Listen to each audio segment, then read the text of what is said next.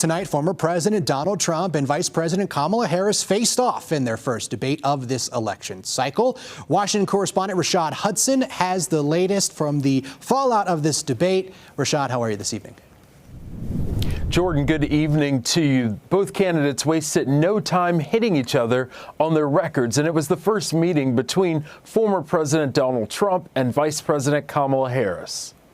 Tonight started with a handshake. Kamala Harris. Let's have a good debate. Nice to see you. Have fun. Thank you. And quickly turned to attacks on each other. The worst vice president in the history of our country. Donald Trump was fired by 81 million people. The candidates sparred on the economy, to border security, to keeping America strong on the international stage. Donald Trump actually has no plan for you. I'm an open book. Everybody knows what I'm going to do. When it comes to the economy, Trump leaned on his record as president. I had no inflation, virtually no inflation. People can't go out and buy cereal or bacon or eggs. Access to abortion has been a focal point for the Harris campaign. The government, and Donald Trump certainly, should not be telling a woman what to do with her body. Each individual state is voting. It's the vote of the people now. It's not tied up in the federal government. And Trump has made border security a major focus of his campaign. They are taking over the towns. They're taking over buildings. They're going in violently. He'd prefer to run on a problem instead of fixing a problem. It's unknown if Harris and Trump will have a second debate before the election. Tonight we're learning that megastar Taylor Swift has now thrown her support behind Vice President Harris. Jordan? All right, Rashad, thank you. Now, the economy has been one of the most important issues for voters. How do Trump and Harris differ on their plans to improve it that you heard tonight, Rashad? When it comes to the economy, former President Trump says he wants to go back to the Trump tax cuts. That's something that he and Republicans in Congress enacted when he was president 4 years ago. Vice President Harris says she wants to focus on small businesses and creating more of them, saying that she wants to give a $50,000 tax credit to people wanting to start a small business. All right, Rashad, thank you so much. Reporting from D.C. tonight, recapping that debate for us. Thank you so much for being with us this evening. Let's go back to our panel. So I want to bring up, obviously, the economy is something we have to touch on. But before we get to that, let's talk about the abortion issue. It's something that seems to be in the Harris wheelhouse. It's something that they like to talk about a lot. She talked about it as vice president. Let's hear what they had to say. Donald Trump hand-selected 3 members of the United States Supreme Court with the intention that they would undo the protections of Roe v. Wade. One does not have to abandon their faith or deeply held beliefs to agree. The government, and Donald Trump certainly, should not be telling a woman what to do with her body. Ohio, the vote was somewhat liberal. Kansas, the vote was somewhat liberal, much more liberal than people would have thought. But each individual state is voting. It's the vote of the people now. It's not tied up in the federal government. I did a great service in doing it. It took courage to do it. And the Supreme Court had great courage in doing it. And I give tremendous credit to those 6 justices. All right, so it seems like President Trump had a different focus than what we've heard in the past on this issue. He focused on all this did was put it in the hands of the people in the states. Obviously, this is something that, you know, he's going to keep getting pushed on, this abortion issue, because it has been in the front of our minds here in the country. Was that the right message tonight, to say all it did was put it in the hands for people to decide? I think it is the better strategy, because the Republicans have been hurt by the Dodd decision. Democrats in 2022 performed much better than expectations, and a lot of that, the pundits are basically saying it was because of the enthusiasm brought up by the anger on the abortion decision. So he has to pivot some way, and I think that's an effective pivot. And then I'll ask you this, Jeannie, in that message, because it seems like he had that message, but you're going to see clips on the internet of the more entertaining things. You're going to hear him talk about accusing the Harris campaign of supporting abortions post-birth, which was fact-checked and debunked right then and there by the moderators. And, you know, will this message shine through is what I'm asking, do you think, Jeannie? In the internet age, will this message that it seemed like an effective pivot actually shine through? Right. Well, I think we have to focus on shine through to whom. Sure. Right? So if this debate really is just about swing voters, the base for each candidate is very solid and unlikely to move, then which thing did swing voters hear? Did they hear that somewhere in the United States there's post-birth assassination of babies, or did they hear that this is all about states' rights?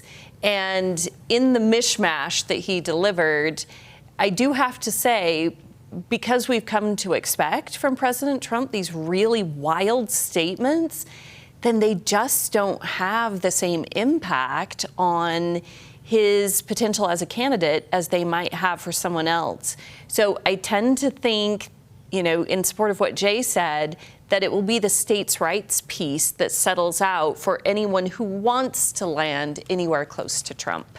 Yeah, it was definitely interesting to see that pivot. It was something that people were going to keep an eye on because you knew that question was going to come up. Yeah. I think we have time to go to the economy if we can. Do we have some of the talk on the economy? If we can go to the sound bites on that, please.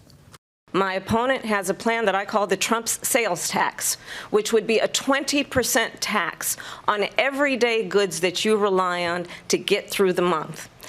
Economists have said that Trump sales tax would actually result for middle-class families in about $4,000 more a year because of his policies and his ideas about what should be the backs of middle-class people paying for tax cuts for billionaires. They're not going to have higher prices. What's going to have and who's going to have higher prices is China and all of the countries that have been ripping us off for years. I was the only president ever. China was paying us hundreds of billions of dollars, and so were other countries. And, you know, if she doesn't like them, they should have gone out and they should have immediately cut the tariffs. But those tariffs are there 3.5 years now under their administration. We are going to take in billions of dollars, hundreds of billions of dollars.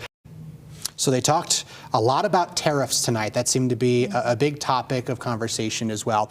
I want to point this out. It seemed like when it came to the economy, Vice President Harris outlined certain plans. We talked about affordable housing, starting a business. That seemed to be the focus tonight for her. But I feel like President Trump had the biggest swing of the night during his last words there. His last words, he said, "You've been there for 3.5 years. Why didn't you do any of that?" If he would have said that more in the debate, I feel like that would have been an effective strategy. What do you think? Well, I think you're right. I mean, his goal all along has been to try and tie the Biden-Harris administration to the current economic conditions. And the more you do that, the more it drives the point home. And I just don't think he did it as much as he should have during the debate. And then, Juliette, I want to get your thoughts on this as well. Yeah, I agree. I think that that he could have swung a little bit harder at this for her or against her. I thought it was also sort of interesting because I don't know if he really understands what tariffs do, though. Like, that's one thing that struck me, is that his choice of what tariffs will do. I don't know if the effect is really what he thinks it, because we know that tariffs will increase prices, but for the American consumer.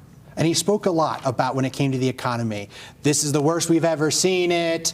You know, the inflation's so bad. He talked about prices of eggs and bacon, things like that. So he had moments where he pointed out and tried to pin Vice President Harris into today's administration while she tried to talk future. But I feel like there was almost a missed opportunity to say, well, what about now? So when you talk about some of the things Vice President Harris outlined, Jeannie, do you think that she did enough of outlining those economic policies? Because the economy was something that she was going to have to speak for tonight. It's the one spot where she offered really concrete ideas moving forward. So your question is it enough? it's the right step, the right direction for sure for her. But my instinct is this is also precisely why she's the one calling for a second debate. Interesting. I think she knows that she needs to do more of that she needs to offer some concrete ideas in other areas. Because again, as we've all discussed, Trump is a very known quality right now. And because all of the information and conversation swirl was really around him for the most part in this debate, that sends this implicit message that he's the powerful contender. And she needs to establish that position for herself. And the best way for her to do that is to lay out some other concrete ideas in areas beyond the economy. And Jay, real quickly, the economy has been in the polls issue basically number one across the board.